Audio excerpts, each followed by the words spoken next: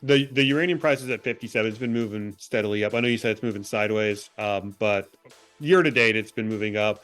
But the miners have kind of been moving sideways. However, though, why do you think the miners, not just in uranium, but They were. I don't see it sideways. I mean, you look at the stocks I'm looking at anyway. A lot of them really moved down with the broader market. Right? It's that thing you've heard. Your audience has probably heard it too. Uranium stocks are stocks, right? And the energy sector went down when oil retreated back below 70. Right, and the energy sector looked to be in big trouble. Uranium stocks are energy stocks.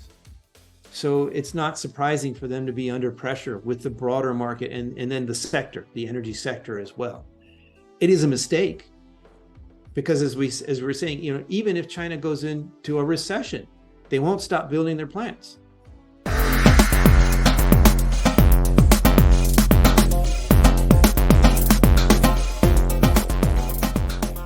Hello and welcome to Capital Cosm, everybody. Today we have a very special guest on the show that I know a lot of people are excited to see. It is Mr. Lobo Tiggre. Thank you for coming on, Lobo. Well, thank you very much. I don't know how people are excited to see me, but I'll do my best to deliver. You have a very passionate niche audience there, Lobo. Before we get started, though, nothing in this video is financial advice. Neither Lobo nor I are financial advisors, so please do your own due diligence. With that said, Lobo, give us a little background in terms of who you are for the people who may not be familiar with you. And you just actually dropped something that I wasn't aware of. That's the etymology behind your name, Lobo. So go ahead. Yeah, well, Lobo means wolf in Spanish. Some people think it's really cool because with the Tigre last name, it's a bit of a 60s flower power kind of name here, but some people think it's cool, some people think it's wonky, but there it is what it is. I was basically Doug Casey's legendary speculator Doug Casey. I was due diligence guy for almost 15 years, and I won't say he taught me everything I know, because I was fortunate enough through his connections to hook up with Rick Rule and some of the greats in geology from the 20th century and onwards. I mean, I had a fantastic opportunity to get an education of a lifetime in kicking rocks and picking stocks, that rare combination, right? And then, Casey Research changed. Doug is no longer there. I could see that coming. So I went independent a few years ago, and therefore independent speculator. That, just real quick, I don't know how much the history matters, but I did actually check with Doug before I named it this, because his flagship newsletter for 30 plus years was the International Speculator. And I meant it as homage to my mentor, and he took it that way. So I actually got his blessing there to use the name. But yeah, it's certainly a throwback to my past, but it's also meant to communicate to the audience, I hope, that my opinion is not always right, but it's not for sale. At least I'm not a shill for any company. There is no amount any company can pay me to get a thumbs up when it deserves a thumbs down. I don't know how to prove that without letting you into my books and everything, but that's my sales pitch. Sorry, I threw it out there at the front, but you asked me. So due diligence for Doug, now it's due diligence for my audience directly. Interesting. So how did you get in touch with Doug to begin with? Well, the honest answer is by being the black sheep of my family. I'm an anarchist rabble rouser like Doug Casey, and I used to run something like a pirate radio station in the early days of the internet, and I was interviewing all kinds of libertarians and anarchists and free marketeers and so on. And somebody said I should interview this Doug Casey guy, and I'm like, who dat? I think it was Andrea Rich from then Laissez-Faire Books. And she hooked me up, and I interviewed Doug for 45 minutes. Everything he said was like what I would have said in answer to the question. It was the brother of my mind or something like that. So we just had so much in common. We stayed in touch. And then when he and his then partner, David Galland, founded Casey Research almost 20 years ago, they were looking around for somebody they could trust to help with the editing. And I didn't know anything about rocks or stocks at the time. But I was a writer, and they liked me, and they knew I could learn and be trusted and so on. So that's really the basis. It wasn't what I knew, it was who I knew. And I hope I've learned a little bit of the what I know since then. Nice. Well, I mean, it doesn't get any better than, the likes of Doug Casey and Rick Rule. So I was wondering, so how do you, what are some of the most important lessons that you learned, whether to be an investor or to be a speculator as well? Well, there are quite a few, and to try to put the priorities in there. And some of it is, it's not so much some big revelation, but really coming to understand how important something is. So, for example, I think a prime virtue of a speculator, a successful speculator, is skepticism. And I can't tell you how many times somebody comes up and says, "Oh, this company, it's going to double its output." And I say, "Well, how do you know that?" "Well, they said so." Well, okay, they said so. Good enough for me. Right? So, I mean, you didn't need to tell me that to be skeptical of what the people on the other side of the table from you are. But you see it in action. Doug really rammed it home. Rick, who is more skeptical than Rick Rule? He knows everything. He's the omniscient presence in our little junior resource sector, right? It's really hard to pull the wool over these guys' eyes, and seeing that work, I think, was profoundly important. And it's what I now try to pass on to my gang. I have a crew of young, some not so young, but newish analysts that I'm training. And the bullshit meter, if you'll forgive the expression, is absolutely essential. It's, I think, maybe the main value that I'm now passing on to the next generation of analysts, because there's so much information out there. It's that old problem, right, of signal versus noise. And it's even more, sorry to go on, but it's even more than that, because it's not just noise. Like, noise is random, right? White noise is chaos. But what we get isn't just noise. It's more of a highly focused death beam of advertising babble, where they're trying to convince you of something, right? All 3,000 or 4,000 or whatever it is junior mining companies around the world, they're trying to sell you their stock. And, we all know that out of that population, maybe 50 or 100 might do something that adds value, real value for shareholders this year. Right? Yeah. So, I mean, it's like a lottery ticket. You have to be a skeptic. You have to have that bullshit meter. And if you don't have it innately, you're going to get sold a bill of goods. So I do my best, even in my free stuff, in my free weekly digest, I do my best to educate people and to try to tell them, here are the things you look for. We publish a list of cheat sheets. I've got cheat sheets on drill results and processing and all these stuff to help people understand what they're seeing out there. So I had John Palmy on the show about a month ago, and one of the things that he recommended to me was just go to these conferences, go to these mining conferences and talk to these exploration CEOs and development CEOs, and then ask them, what do they think, who, aside from themselves, who else do they think is worthy in the space? And that's when you can really get some really good intel from them. But that does help. But if they tell you something, they likely own the stock, so it's not completely unbiased. Right. They're going to tell you the ones that if they like them, then they probably own them. But I do think it's worth going to the conferences. And by the way, some conferences will pay newsletter writers like me to send referrals. You get a cut of the sales. I don't take those checks. I send them back if they're dumb enough to send them to me. I tell them I don't take the money. Some don't seem to believe me until they try to send me a check and I say no. But my point, though, is, what I'm about to say is not because the conferences pay me to say it. I do think that it's worth going there. I think it's worth talking to these guys. What you just said is one value, but just asking them basic questions. And some guys are consummate sociopaths, and they're very good at bullshitting, and your bullshit meter may not detect that. But most of them aren't, actually. Most of them are geologists, become CEOs, and they're not highly trained professional liars. At best, they're not liars, and at sort of the middle average, they're mediocre liars. And then there are a few sociopaths out there that you really got to watch out for. Track record helps. You can't lie, or you can't cover up past failures. So, when you go and you ask somebody a very basic question, or set of questions, how much money do you have in the bank? What's your exploration, or what's your budget this year? Right? And how are you going to pay for whatever value it is you propose to deliver? Basic stuff like that. And if they say stuff like, oh, yeah, I don't know, I got to talk to my CFO, I'll get back to you. That's bullshit. If he's the CEO, he should know that. He should be fired if he doesn't know that.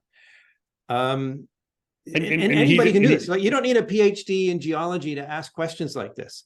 And if you get a feeling that you're talking to a used car salesman, you probably are. That's actually useful intel.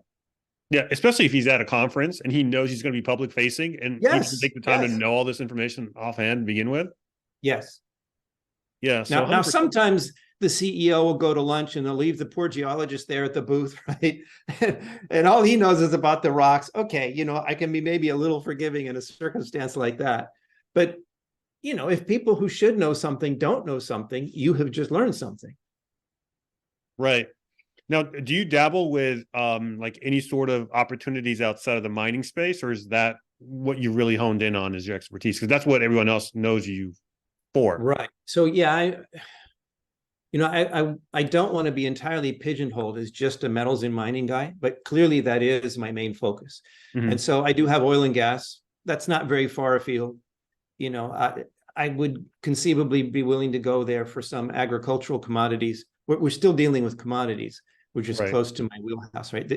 The farther afield I go, the more powerfully persuaded I would have to be that it was an absolute no-brainer, can't lose kind of proposition, or as close to that as you can get.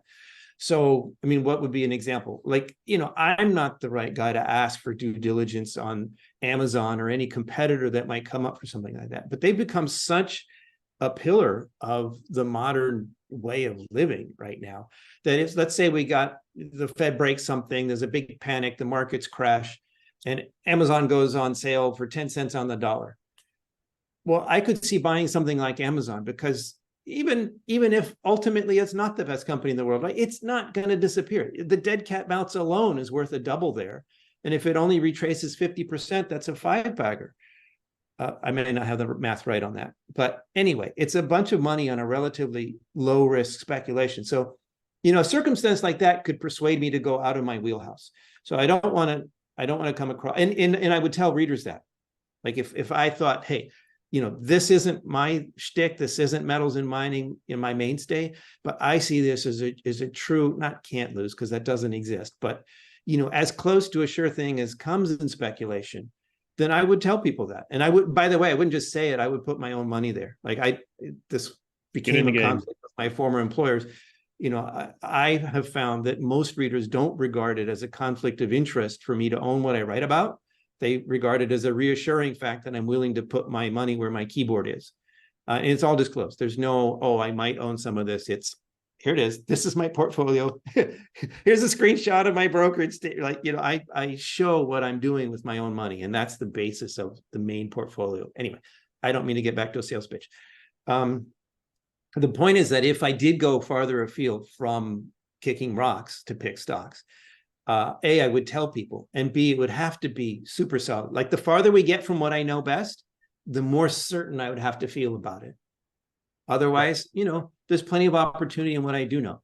And there are plenty of other analysts out there who say, I don't know, cover real estate. I'm not going to try to become a real estate guru. One hat, I resist gurudom anyway. And one guru hat is more than tight enough for my little head. Yeah. Key is to be laser focused on one thing. Right. So we're in the midst of a commodity bull market. At least that's what I'm under the impression of. And a bunch of other people, experts and whatnot, analysts out there believe the same thing. Now, outside of this commodity bull market, say, the years between 2010 to 2020, we were in a bear market. What were you kind of, how do you kind of position yourself there as someone who's more of a expert in the commodity field when we go down into a bear market territory? I know that interviewers hate dead silence, but I think your audience owes thought to this, because positioning for, let me put it this way. I do think that commodities tend to move in super cycles. I do agree that we are in one now. I think we're in the early stages of it. I think there are contracyclical moves within this. It's a super cycle. We're talking about decade or decades long cycles. So in my mind, the previous super cycle really started in 2000, 2001, when it carved out a bottom and then went up to the big blow off top that we had a decade plus later. The new one started in or bottom, the bottom was in late 2015. And it wasn't just for gold, but late 2015, early 2016. Yeah. The whole complex, you could see the shift. And then there was, a bit of irrational exuberance. 2016 got ahead of itself. It corrected. Then it was headed up again. And then COVID comes along and it throws a big wrench in everything. Or rather, the COVID-19 lockdowns throw a big wrench into everything. We can argue about, I don't want to argue about, immunology and that sort of thing. That's definitely not my wheelhouse. But the lockdowns had a clear and undeniable economic impact. And of course, the government policy and response, fiscal and monetary, to those lockdowns, enormous consequences. So there's a lot here going on that can confuse things, smush things around, inflation, deflation, recession, soft landing, all this stuff can cloud the mirror. But the bottom line is, commodity super cycles happen for reasons. And you high prices cure high prices, then there's underinvestment, and then there's a shortage, and then low prices cure low prices. And I think we're in that. And then and I think that's very durable. And so the positioning thought is just, if you're long already and suffering through these ups and downs, don't give up. If you're new and to the idea and you're not long already, then the downs that we're in right now are a fantastic opportunity. It's like a time machine. It gives you a chance to go back and get prices like you could have had if you were smart enough or early enough to see this a couple of years ago, right? So, assuming I'm right, if you buy the super cycle thesis, then the near-term bad news is not bad news. It's an opportunity.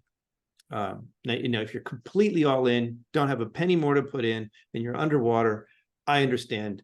I think the technical description is it sucks. Right? Yeah. It's just no fun. I get it. But that doesn't mean you're wrong.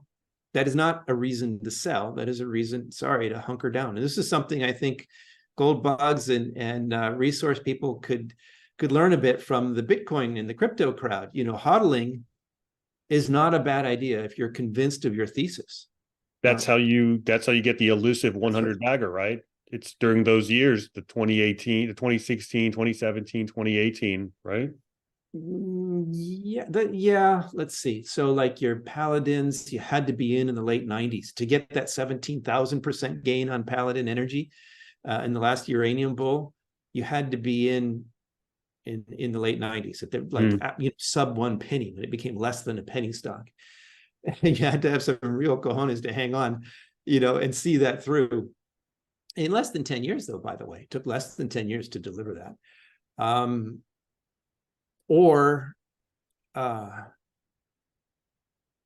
It just actually, I don't recommend that people try to go for 100 baggers, because you have to get in very early stage. If not at a cyclical bottom, then you need something that's super duper dirt. Like you need to look for penny stocks, like literal penny stocks. I don't mean just less than 10 cents. I mean a penny or something like that, or just a couple. So for junior stocks, like they rarely go into the 10s and 20s. They get bought out before that. So let's say it's a nickel. If you've got a stock that's 5 cents, for it to be a 100 bagger, it's a $5 stock. That implies a great deal of success. And that's just extremely rare. And by the way, not Rick Rule, not Doug Casey, not anybody I know or have even heard of can predict those 100 baggers. So it wasn't just that they were in a cyclical low. It's that they were in and willing to really have a shotgun approach and buy a lot of stocks, right? Rick didn't know that Paladin was going to be a 17,000 bagger, or Doug didn't know that Bre-X was going to go from $1 to 250. But these guys have the wherewithal to have a big net, and maybe that's worth mentioning. Most retail investors don't have that same capability. So I don't recommend people have 100 baggers as a goal. And even 10 baggers is a very ambitious goal. And you need to take a lot of losses and a lot of risks if you're going to shoot for 10 baggers. And it's possible, it's doable. There's people that get them. But I think, frankly, most people just don't have the right psychology. They start taking these losses and they're losing on more of their trades than they're winning, waiting for that 10 bagger to make it all good again. And if it doesn't happen, or if it doesn't happen in their investment time frame, then they capitulate and they end up disgusted, taking huge losses, walking away. And then what happens? The market goes up after they left, right? Every time. So it's just really tough psychology, I think, for most people. I think, doubling your money is not a bad thing. A mere double is a much more doable thing. And, these stocks fluctuate up and down like that. Some of them, you could double your money 3 or 4 times just by, buying low, selling high like that, right? Yeah. It's a much easier target, and 3 baggers, 5 baggers. I'm okay with that if I have a lot less risk. Yeah, I mean, we hear all this talk about wanting to find your edge as an investor, right? That's a common term that's used, finding your edge. I think one thing that, that's, I wouldn't say easy, but any person can do is just have diversification and position sizing. You just position size accordingly. Because then you've got a psychological edge to weather the storm. Okay, you've got, let's say you've got 20 positions. You can afford, I mean, you can foreseeably see one of your positions go down to 0. You're not going to lose much sleep over it versus if it was, one of 4 or 3. Yeah. This is total, right? No, absolutely. Your basket should be big enough. My way of talking about this is that, clearly you can't have all your eggs in one basket, right? Or all your money in one, one egg alone, that's clearly an enormous amount of risk. And there's people who fall in love with the story and they just go all in on this one thing. And then, and then even if they're right, even if the gold is there or the giant copper deposit is there, an endangered mosquito gets discovered on the property and they're wiped out, right? So you can actually be right and still lose in this space because of politics or any a number of extraneous events. So yeah, a narrow, one is obviously way too little, but even just a small handful is probably too little. But it's also possible to go too far in the other direction. If you have hundreds of stocks, okay, if you're Rick Rule and you've got hundreds of millions, then maybe that's okay. Or in my case, I'm tracking over 600 stocks right now and counting in my take service. But that's not just me. I have a whole team of analysts that keeps up with this, right? And then it funnels through me. It's ultimately my take. And we'll see what the limit becomes or how many stories I can keep up with. But I do it with a whole team, right? It's not just me. So, but if you, as an individual investor or speculator, spread yourself too thin, you will make mistakes and you will not keep up. And you'll discover, oh my gosh, I had these warrants and they expired and I forgot.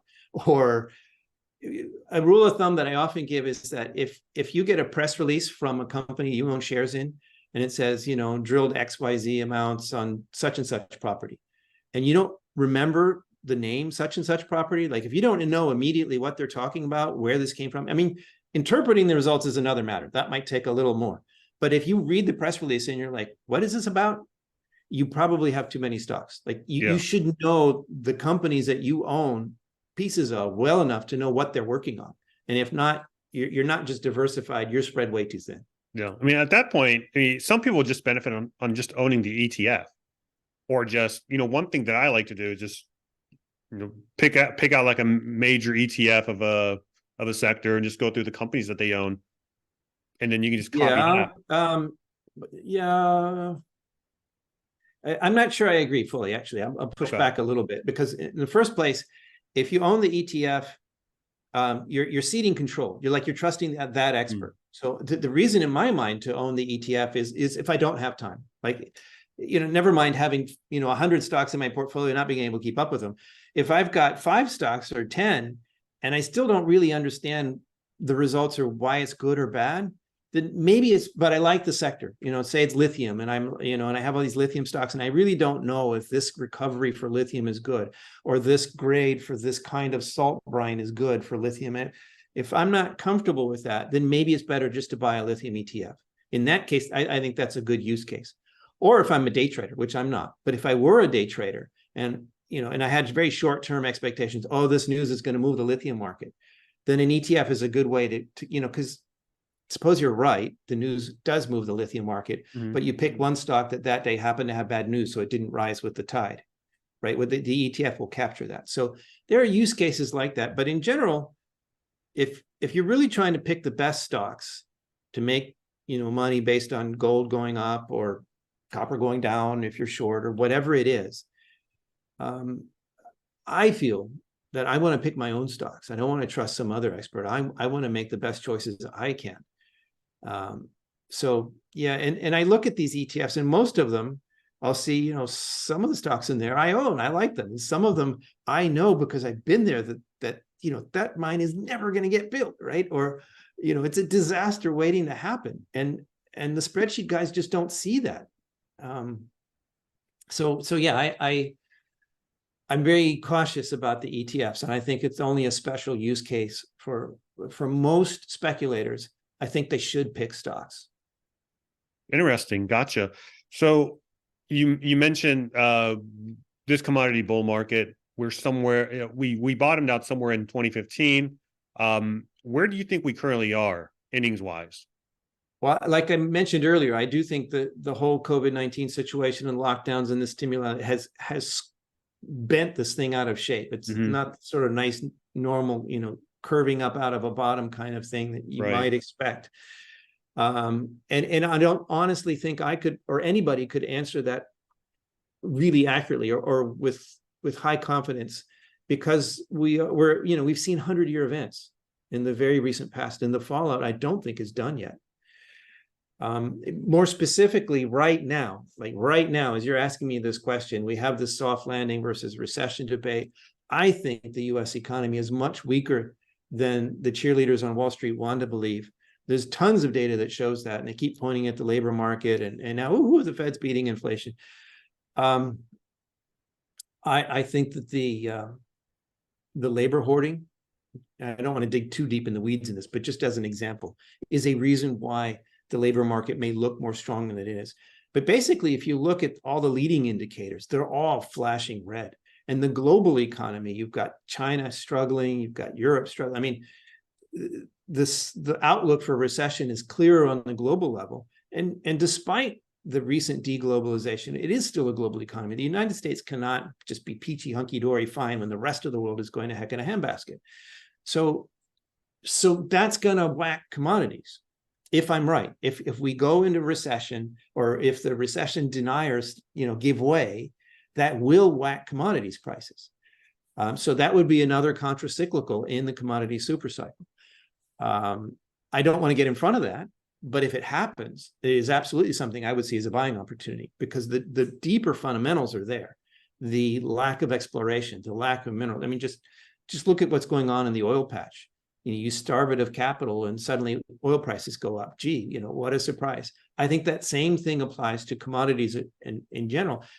And then on top of that, like just general economics, right? Dr. Copper has been called that for decades because it's so essential in all kinds of industry, right? But on top of that, like you're a bull just based on that anyway. But on top of that, we have the whole ESG agenda, or the green agenda, if you want to call it that. And the if in the face of the COVID lockdowns and this massive shock to the global economy, the governments didn't step back and say, oh, you know what? Yeah, we want to save the planet and everything, but that's really expensive. So let's take a step back here and wait until after we recover from the pandemic, and then we'll reinvest in green energy. If they had done that, I might be more worried about how durable or solid that commitment to that green agenda is. But they didn't. They doubled down. Right. And then after that, we get a war. And in the face of a war and a disruption of energy supplies in Europe, they had then taken a step back and said, oh, you know what? We really care about, carbon emissions and everything, but this is a war, it's force majeure, we can't help it. So we're going to invest more and, we're going to change for now and we'll come back to it later. If they had said that, I would also be more concerned about how durable a push this is. But, these are two major body blows to the economy, and they double down both times. Oh, no, this is a reason why we need to have more green energy, because you know what? This green energy is independent of those mean Russians, right? So what I'm saying is I'm bullish on commodities for super cycle reasons anyway. But on top of that, we have this huge tailwind that looks extremely durable. The powers that be, it seems like it almost doesn't matter what happens. That's an excuse to double down again on the green agenda. Maybe they're all mining speculators in secret. Maybe secretly they are. No, I wouldn't think so. But this makes me very optimistic, because if it does falter or they decide it's too expensive or whatever, and they pull back, that tailwind goes away, but the super cycle is still there. But I don't think they will. I think they're going to double down and double down again. And at some point, this is even going to trump the NIMBY thinking. So projects in the US and Europe will become more permittable because they'll realize that there's just not enough copper. And by the way, if you do ban all your copper mining, big copper mines in the US or places that take more care of the people on the bottom rungs of the social ladder, if you ban it in those kind of countries, it's going to go in the countries where those people suffer more. And you've got, countries in Africa where there's a lot of child labor for cobalt or whatever, that sort of thing gets worse if you let the NIMBY thinking push all the mining out of the so-called developed world. So if you actually care about people, if you care about human suffering and well-being and that balance, then I actually think this is good news for mining in the so-called developed world. Yeah, so I think I've lost track of your question there. I hope I answered it. yeah, I think you did. I lost track of it too, but no, this is great. So I'm going to commit a taboo. I know you're not supposed to use this phrase, but sounds like this commodity super cycle isn't the same as some of the other commodity super cycles, or is it? Or is it different? Yeah. So I'm going to ask you the question: Is it different this time around? Or and even if it is, what are also some of the similarities that we see with prior super cycles too? Right. Well, some things are different. I mean, if nothing was ever different, we'd still be living in the trees, right? Or considering how risky those caves might look. I don't know. That's a new technology. So yeah, I mean, things do change. Human nature hasn't changed, I don't think, in recent decades. So some things stay the same. It doesn't repeat, but it rhymes, right? Right? Yeah. But okay, so the commodity supercycle thesis would be an argument of things staying the same. Like, why do we believe these prices are going to go up? Well, because that's what history says happens. When you have, after a period of underinvestment, they need to go back up again. It's a cyclical business. Okay. What's different? There a number of things are different, and meaningfully different for the speculator, like opportunistically different. For example, the electrification that the world is going into needs a lot more copper. Like I mentioned before, Dr. Copper has been a primary industrial metal for a long time. But the new use cases for copper going forward require a lot more copper than would otherwise be the case. So if that's true, if the use case for copper has changed, then that will affect the balance of the market. And, I hate to be a cheerleader for anything that I don't think is like the very best, because even the very best is risky. But if that happens, if the copper market really does go through this change that it looks like it's going through, then basically that's going to lower the grade of what's economic. Like basically before, up till now, if it wasn't at least 0.5% copper, that was probably going to stay in the ground. I mean, maybe there are a few, some people with low grade deposits will point to some of the few low grade mines out there that work at lower grades. But all of those mines were built a long time ago. The capex was already, spent and recovered, and many of them had higher grades when they started. And now that the mine's already built and they have very little capital requirements, just sustaining capital, they can mine lower grades because the mine's already there, right? It's different from building a new one. So there's a lot of stuff, 0.4, 0.3, that's known huge deposits that have been sitting in the ground for decades and decades. If it's true that the use case for copper is changing and the demand will so far outstrip supply, that will push the prices such that you will be able to mine some of these lower grade copper projects. That's something that's different. I would also say a different example would be uranium. After 3 Mile Island, the whole bright, rosy future for nuclear energy that the world had promised sort of got derailed. And then Chernobyl really put it on ice. It went into an almost literal nuclear winter. And then on top of that, you had the missile treaties with the Soviets, and you had downblending of warheads that had highly concentrated uranium to low enriched uranium for power plants. And so you had the change of the story, you had excess supply, and you had this long, it was like horrible. That's why, Paladin was that 17,000% gain. And that's not a mistake. That's 17,000%, not 100,000. Because uranium prices went down to like $7, and then they went to 140, and the stocks went crazy. Okay, so then things changed. They ran out of missiles warheads to downblend. That program ended, and a nuclear renaissance came, and then Fukushima derailed that. So wow, everything went down again. But now the world is starting to realize that Fukushima was a tsunami, not really a nuclear event. So really, Chernobyl is the only really bad one. And if the Soviets hadn't been so boneheaded and lied about it and all that, it wouldn't have been as bad as it was, like human error there. The question was, what's different now? What's different now for uranium, as an example of things changing, is that we still use nuclear power. It was an industry in liquidation for years because the story was so negative for so long, and that has changed. If even Greta Thunberg will tell Germany they should leave their reactors, their last reactors on, that the narrative has changed. So we have very strong fundamentals of countries building nuclear power plants anyway, even if it's those mean, nasty BRICS countries, that was happening anyway. But now the narrative is changing, and the war has really been a huge wake-up call. I mean, Germany shut down its nuclear power plants, and it went to mining opening up coal mines. Like, that is, coal, that's become the most evil. People hate coal even more than uranium.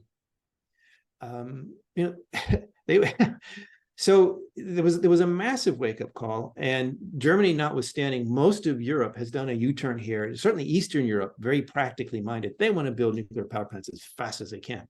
So it's not just those mean BRICS countries anymore. This is a change. This is an important material change. The demand case for uranium is visibly much greater now than it was just 2 years ago. So things do change, and you pick your commodity, you understand it, you look for what trends look solid to you. So I guess maybe that's worth saying is the commodity supercycle is a big idea that I think underlies a lot of my thinking. But what I'm willing to put money into right now, I'm not just buying anything or any commodities. I want to see that this commodity is in short supply, or this commodity has a growing demand scenario and the miners can't ramp up fast enough, that sort of thing. Gotcha. Uranium as a whole, what do you make of it now? Spot prices at $57. The miners have been kind of moving sideways for a bit now. What are you seeing happening in the uranium sector? That is actually my highest conviction trade for this year, even more than gold. And I'm a huge gold bug. I love gold and silver, despite what some people say. I still love silver. I don't want to get distracted on that, but to answer the uranium question, but if the Fed appears to beat inflation and without a recession, like if team soft landing appears to be right this year, then that would be a big headwind for gold or monetary metals. So, the safe haven demand would clearly go away if it looks like everything is fine, right? So I don't think that's going to happen. I actually do think the recession is going to become unmasked and undeniable this year. And I'll either be right or wrong about that. I rarely make predictions. This isn't quite a prediction per se, but it's what I think is most likely. But I'm not so certain of it. Whereas uranium, unless we get another Chernobyl type of event, like I'm not even sure if Fukushima would do it. I think most people understand now that, that A, didn't have to happen, and B, nobody died from the radiation or anything. It was the tsunami that killed people. You can build better than that. You don't have to have that mistake. So I think this would literally need to blow up on us in a physical sense. Other than that, the utilities that actually the end customers that use this stuff are finally back at the table, signing new long-term contracts at higher prices. And on top of that, you've got new somewhat end users in the form of the funds that are hoovering up uranium from the spot market. So the spot market is being drained. Yeah. And that's, I think, part of what has forced the utilities to come back to the miners and say, okay, we're going to sign a long-term supply contract. And the miners are like, okay, but our costs have gone up, so we need higher prices. This is happening now. This isn't just a theory of mine or something that I'm hoping, or, you know, I'm convinced someday. This is happening now. And I think that's one reason why uranium has, you know, people are complaining that it's going sideways. Well, copper and nickel and everything else is going down because of the recessionary data. So for an industrial or energy mineral like uranium to be trading sideways when everything else is down, it's outperforming. That's absolutely correct. I mean, so my answer to your question is I'm rarely the guy to pound the table here, but I feel very strongly about that. And I have to caution, you know, if somehow the Russians did blow up Zaporizhzhia in a way that caused this big nuclear scare, that could send the whole market into reverse. But I understand that with the reactors shut down, it would actually be very difficult for that to become problematic. I don't want to get distracted on that. Point is, I think it would take something like that. Like, it's not a market fluctuation. I'm not worried about, you know, the buyers and sellers, you know, absent some major nuclear incident. I think uranium prices go higher this year. I think that's as close to a sure thing as I've seen in a very long time in the resource space. Well, I mean, to your point as well, energy stocks, energy sector as a whole is the worst performing sector of 2023 so far. But if you look at the uranium spot price, it's only gone up. It's actually broken. You know, I don't know if you're a technical analysis, you do technical analysis or not, but the little triangle pattern, look, the squiggly line, it's broken out of that. Yes. Yeah. Well, no, I'm not a TA, but it's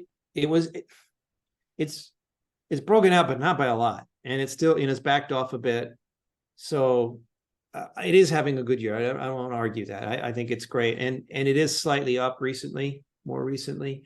But if we look at from where it's pulled back, it went up to 64, and then it went back down to the high 40s, and now it's in the low 50s or mid 50s. You know, starting at that big sort of heartbeat shape movement in the price, it's basically sideways. Okay, it's a little bit up now, but it's not so much to celebrate over. It's basically sideways. So I understand why people are frustrated. You know, I got an email from a client the other day saying, you know, it really seems like uranium has lost its luster. You know, what's wrong? I don't think anything is wrong.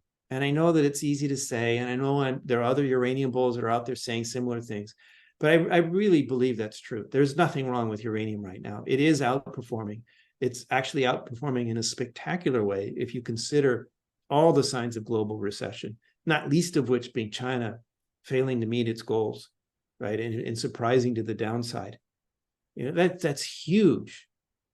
I think that's another signpost of you know, global economic weakening, right? The fact that China opened and we didn't get like a big, but they're not going to stop building their plants, right? You know, even if their economy doesn't achieve its goals, that's not going to stop them from building their new plants. It's not going to stop them from fueling the ones they've already built, but, you know, that are coming online, right? It's not going to stop India. It's not going to stop Russia. I mean, you know, we're working on a uranium report that will be available for free for download on the website. We got to circulate it to clients first, of course. But the data is there. I mean, this is a very solid thesis. And I guess maybe a little bit of a sneak peek for your audience is what they'll be able to see when that report is available. You know, we've gone over the numbers again, and I was already bullish on this, but the new finding for me that was a surprise was that even if the mothballed supply, you know, you have like Kazatomprom is not producing all that it can, and you have Cameco, and I'm not recommending either of these stocks. These are the two biggest players. Kazatomprom is the biggest and lowest cost producer. Cameco is, you know, the big one available to Western investors that supplies a very large portion of the global market, just that one company. So these two are real bellwethers. And both of them are ramping back up again. So that's a concern, right? Will high prices cure high prices? And our math suggests that it won't. Like that is not enough. And even the new mines, that the low-hanging fruit of the lowest cost projects out there that are starting to be built, and that is happening. There are developers now that are responding, even though uranium's only at 55. That's enough for them to make money, or it's on the way up enough that they think it will be where they need it to be by the time they finish building the mine that they're starting now. Like, this is happening. And I thought that would have put a shorter limit on how long the uranium bull could run. But we've gone over it with our team, and we've looked, and to my surprise, we're finding that that probably won't be enough. So I'm actually turning more bullish, even more bullish on uranium for a longer term than I have been. This is the first time I've said this in public outside of our client base. So your readers, I guess, breaking it here. That's right. So the uranium price is at 57. It's been moving steadily up. I know you said it's moving sideways, but year to date it's been moving up. But the miners have kind of been moving sideways. However, though, why do you think the miners, not just in uranium, but they were? I don't see it sideways. I mean, you look at the stocks I'm looking at anyway. A lot of them really moved down with the broader market. Right? It's that thing you've heard. Your audience has probably heard it too. Uranium stocks are stocks, right? And the energy sector went down when oil retreated back below 70. Right, and the energy sector looked to be in big trouble. Uranium stocks are energy stocks. So it's not surprising for them to be under pressure with the broader market and then the sector, the energy sector as well. It is a mistake because as we're saying, even if China goes into a recession, they won't stop building their plants. They have a huge pollution problem and they know it. Those plants are going to get built regardless. India, the same thing, right? They're not going to stop. It might take longer for Europe to start building more, whatever. But the increase in demand is baked in the cake for uranium. It doesn't matter if there's a recession. And, people might decide if there's a recession to maybe skip this weekend's trip to Grandma and save on gas money, but they still want the lights to come on, which is what nuclear power does. It's baseload energy. It's not a discretionary. It's your baseload power that you always want 24/7, 365. It's not discretionary. So, for what people get tired of buying opportunities if they've been in the space for a while. I get that. I understand it. But the logic is that that's what that is. And by the way, over the last couple of months, a lot of those uranium stocks have recovered. The market's recovered. Uranium has been doing well. And those stocks, at least the ones that actually have projects of merit or mothballed capacity, almost all of those, I think, have seen significant rebound in the last few months. They've been whacked again in the last few days, perhaps, or last week or two. But looking them over in my portfolio, it seems to me that it's not really flat. I mean, it's up and down with the broader markets, energy. And I think that when that happens, it creates buying opportunities when it's bad. When it's good, it's a reason to pause and wait. And, but don't wait too long if you don't own any of these stocks, because unless I'm wrong, I don't know. I could be wrong. You at least want to sit on the table. My outlook is higher uranium prices by the end of this year. Dips in the stocks before then are buying opportunities. And I have only one stock on my shopping list right now for the independent speculator, and it's a uranium stock. Gotcha. Are you purely invested in the stock, in the companies themselves, or do you also just have like a makeup between spot, just kind of right? Well, given what I said before about ETFs, what do you think the answer is?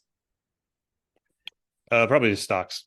That's right. Yeah. So, yeah, I want to pick my own stocks. So partly that is, call me arrogant or whatever, but I want to pick my own stocks. I think I know enough to do some good stock picking. I think my public track record backs me up on that. But the other thing is like if you, for commodity speculators, if you think any metal or commodity is going up, the companies offer leverage to it. That's the whole reason to bother with stocks at all, is because, typically gold goes up 1%, gold stocks will go up 4 or 5%, right? Oil goes up, whatever, and, the oil stocks will magnify that move. But what That's about why we bother with the stocks? So if I'm a bull looking to profit from that move, then I want to profit as much as I can. There is extra risk from going with a company rather than just an oil ETF or a copper ETF. Yes, there is extra risk, but there's much more gain too. And if I'm right, and if I do a reasonable job of due diligence, then I can beat the market. And since I have been able to do that before, I'm gonna keep doing it. Yeah. But by the way, if I don't want to act religious about this. Again, if I were a day trader, or if I had a different, agenda, then those could be useful tools. If I thought that, the OPEC, if I was convinced that I knew what the OPEC ministers were going to do at the next OPEC meeting and that was going to move oil prices, then I wouldn't buy a company stock. I wouldn't buy an Exxon Mobil or Saudi Aramco. I would buy an ETF to make sure that I captured that move.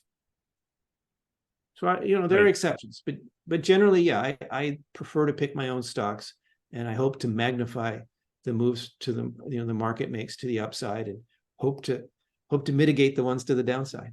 Yeah, I mean, the reason why I asked that is because there's a number of high profile investors out there that just that say they'd much rather take less. They'd much rather take the surefire bet when it comes to the actual commodity. In this case, would be investing through spot, right? To capture that uranium. And Warren Buffett says that too.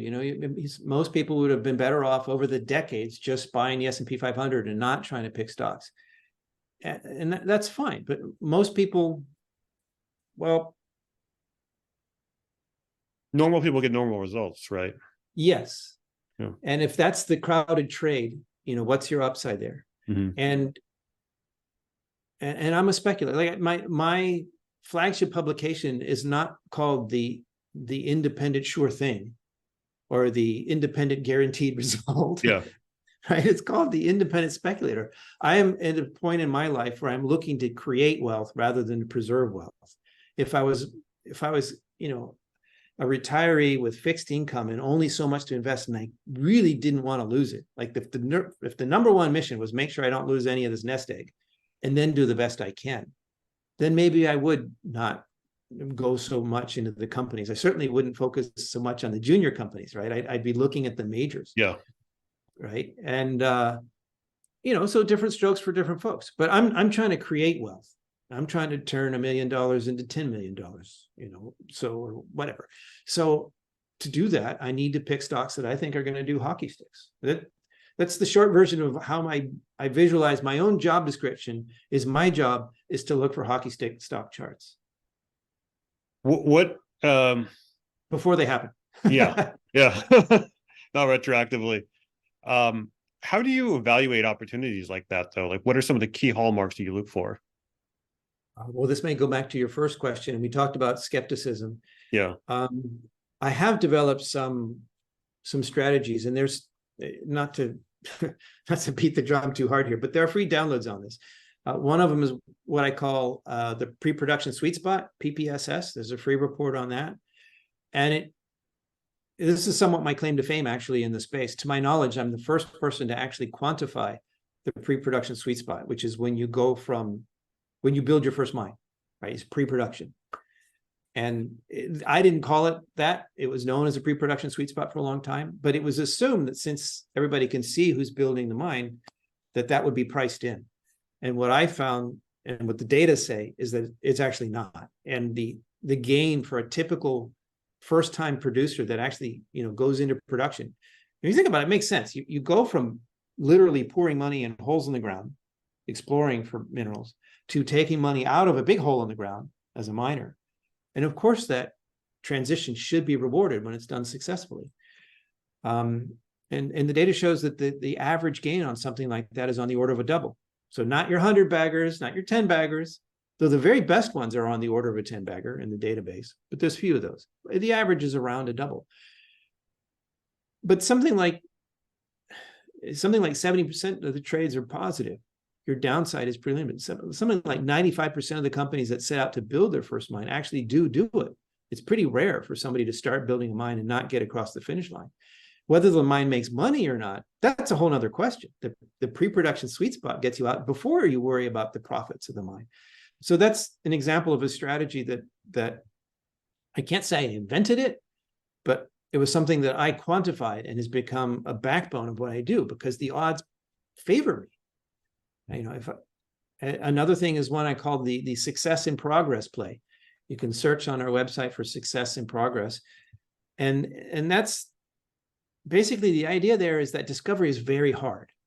But in that famous Lassonde curve, there's this rise up to the discovery and then the boring engineering phase and then the rise up to production, right? That first peak there's a misconception out there, just like there was a misconception on the pre-production sweet spot that it was priced in. It's not.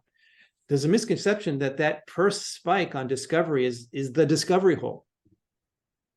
But the discovery hole is just the beginning. Like that spike at the beginning of the Lassonde curve, that's from the discovery hole to basically resource definition. It's Right. all this drilling that keeps succeeding. It's, you know, the first press release is exciting, but it's not success yet. It's potential. If you get a second press release that has a whole bunch of holes that look similar, you know, well, now it really looks like we're onto something. If the third one has the same thing, they clearly have figured something out. The geologists have a predictive model for where to drill and hit pay dirt, and it's working. It's success in progress. And that takes you all the way up that 10-bagger slope of the beginning of the Lassonde curve. Now, to get a 10-bagger on average, you would have to be in before the discovery hole. And nobody knows that. Not Rick Roll, not Doug Casey, certainly not me. Nobody knows who's going to make a discovery before they do it. But success in progress, anybody can see. Like that's in the results. And okay, so again, you're not getting 10-bagger, but you know what? 2 or 3 times my money with much less risk, that's not bad. So what else? I like takeovers. Another strategy is to look at companies that clearly have something that a major would want, or perhaps it's strategically useful to a mid-tier or even a nearby junior that could be forced to offer a premium. You know, if you have, you know, 2 halves of a deposit, you know, and the other guy's bigger than you are, a takeover is likely here. Or if you make a world-class discovery and you de-risk it, chances are you're going to get taken over by a major producer before you can build that mine. And when that happens, in order to get shareholders to go along with it, the buyer has to offer a premium. And those premia can be anywhere from 20, 30%, up to 50%. Occasionally, you'll get a 100% premium offer. And that means the stock will literally double overnight, or because of that premium offer when that hits the markets. So if you can identify those before they happen, see something that has the right stuff, then that can be a great way to make money in this space. Basically, I'm strategically kind of a combination of Doug Casey and Warren Buffett. And I know that sounds like a horrible thing to say and mix, but I hate losing money. And Warren's first rule is don't lose money. So I'm looking for strategies. I'm not just swinging for the bleachers all the time. I'm not even trying to catch 100 baggers. You know, I have a big enough net that if I catch one, great. But I'm not even trying. I am trying very hard not to lose money. I want most of my speculations to actually win. And maybe they don't win so much. Maybe I get fewer 10-baggers this way. But I hate losing money. And I hate it worse when people who follow me lose money. I don't want my clients losing money. Yeah. That's painful to me. Yeah. It's like trying to run a successful baseball team. You can't have every batter swinging for a home run. You need people swinging for singles, doubles, bunts. Yes, that's a good metaphor. I'll have to remember that one. Yeah. So I know we're short on time now. I want to be respectful of your time, but do you have like another 5-10 minutes? I have a couple more questions. Sure. I would be remiss if I didn't ask you about gold and silver. What's your take on gold and silver at the moment? Gold sitting at 1960 last time I checked. Silver's at $25 or something like that. What do you make of gold and silver? As we speak, this day, gold is up sharply. And I will tell you, I'm surprised. I mean, it in a way, not. It's doing normal things. There was news. The dollar went down. Gold went up. You know, no big surprise. But the setting right now, the macro setting right now is that team soft landing is right.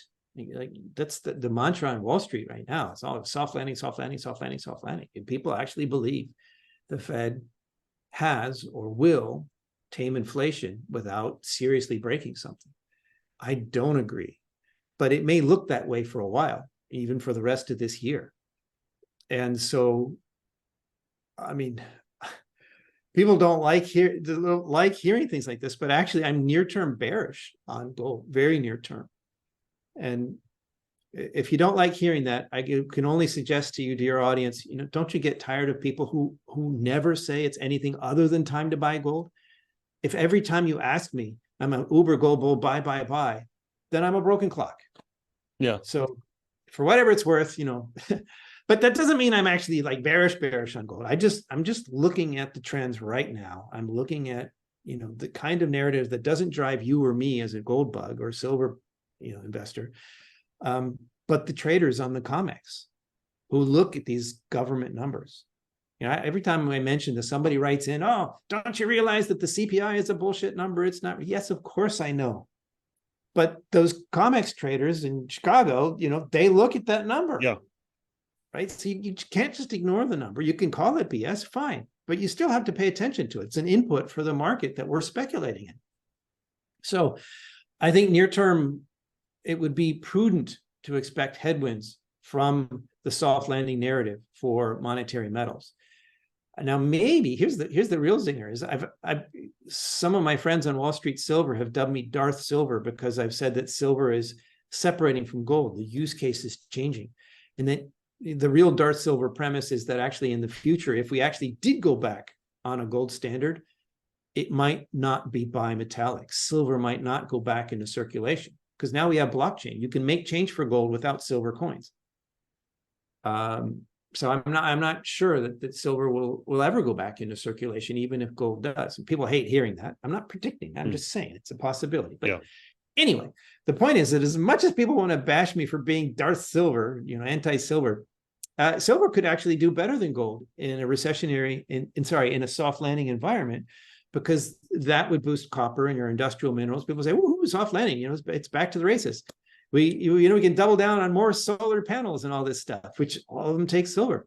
So the industrial side, which even the most ardent silver bulls acknowledge that the industrial side of silver has become more important. And they love it when demand for solar panels and stuff like that pushes silver higher than gold on a percentage gain basis. They don't love it so much when it does the opposite. All I'm saying is you can't ignore this data. You need to see that there's a significant difference, and the industrial side has clearly become more important to silver than it has been in the past.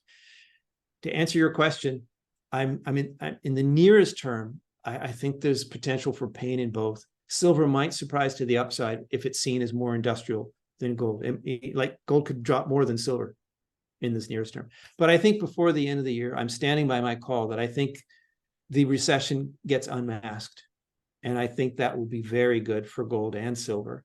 I think silver will still have enough of its monetary metal mantra that it will move with gold. I don't see silver being left behind when gold moves. And I do see gold moving before the end of this year. So I know people hate hearing it, but I do see a potential near-term correction in gold as a buying opportunity. Now you mentioned the industrial nature of silver, as well as copper. Can you go through what the differences? What are the differences in signals that we see from the copper price versus the silver price? Well, the answer is less. Like if you look at the charts this year, on a daily basis, you can see it, and it's perhaps clearest on a weekly basis. You look at the silver and the copper lines, and they'll move together. The silver line if you put a chart with lines for copper, silver, and gold, most weeks this year, the lines of silver and copper would look much more similar than the lines of silver and gold. That's a graphical demonstration of what I'm talking about. And by the way, I publish charts like this every week in the free weekly digest. If you let me make a little promotion there, a little punt. Yep. And if you sign up for the free weekly digest, it's only free. I promise we won't spam you. You will not get a flood of advertisements every day. Sign up for this. You get one email per week. And you get to ask questions, and I do my best to be as educational as I can. And in there, I include weekly market charts, including metals and stuff. And to me, it's just clear as a bell. You just look at it. There are some days where there's some, like major macro news, the war breaks out, right? And silver and gold, they just go right together. But most days, most weeks, at least this year, the silver chart looks a lot more like the copper chart. So I think that's very clear evidence that the industrial side of silver is very strong. Now, this isn't or stronger than it has been in the past. And this isn't necessarily a bad thing, by the way. On the other side of the recession, then silver benefits from that industrial push in a way that gold does not.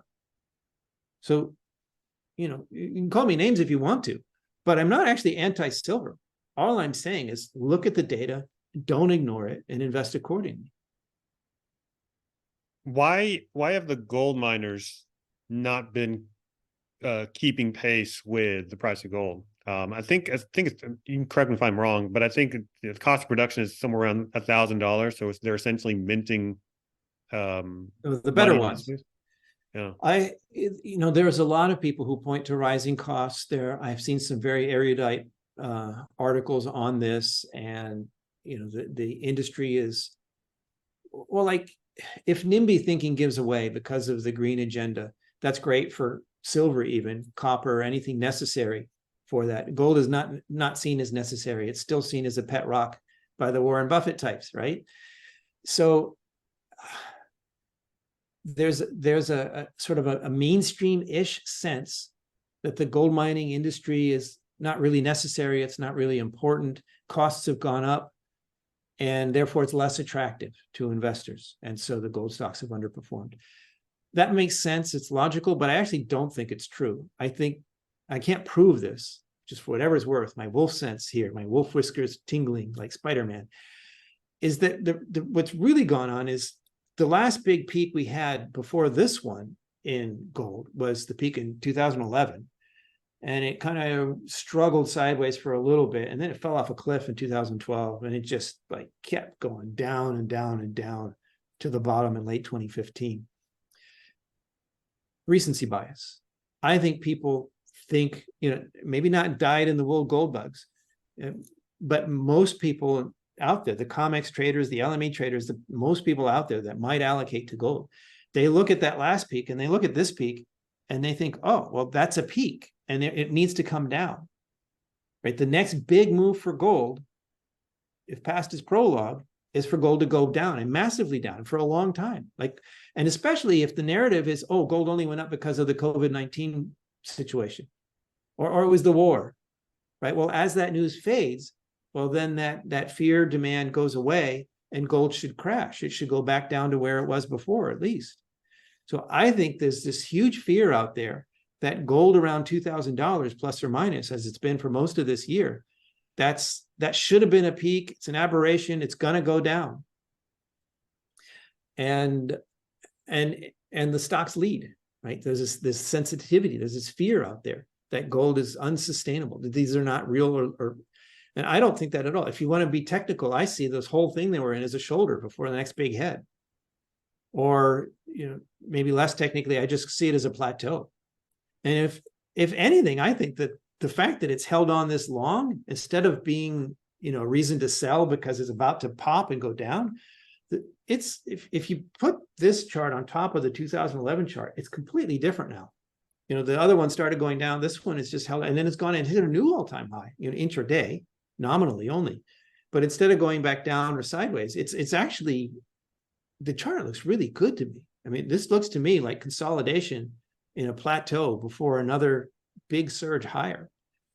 Now, I can't promise that, nobody knows for sure. And I don't think that, I don't speculate based on the chart. Like, I don't look at the chart and say, oh, that looks like a good chart, I'm going to buy this. I'm a fundamentalist. I need to see that the reality on the ground makes sense for gold to go up. And then if the chart tells me, the same thing, then I have greater confidence. I'm not sure if I've answered your question here.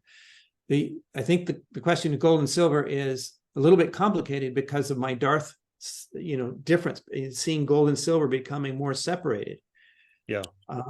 But I am near term bearish, like very near term, somewhat bearish on gold. But after the dust settles, even by the end of this year, bullish. And I'm bullish on both of them going forward in a big way. Isn't silver more correlated with the tech sector, for example, versus where copper is more correlated with like industrials in general? I haven't run the math on that, so I can't answer that. Okay. I could see it happening, but I'd be surprised, actually. I mean, it's a raw input. It's a metal that goes into solar panels. It's not like it goes in the chips or something. So I'd be surprised. But show me the chart if you find one. I'll be interested. Maybe we'll look one up. Yeah.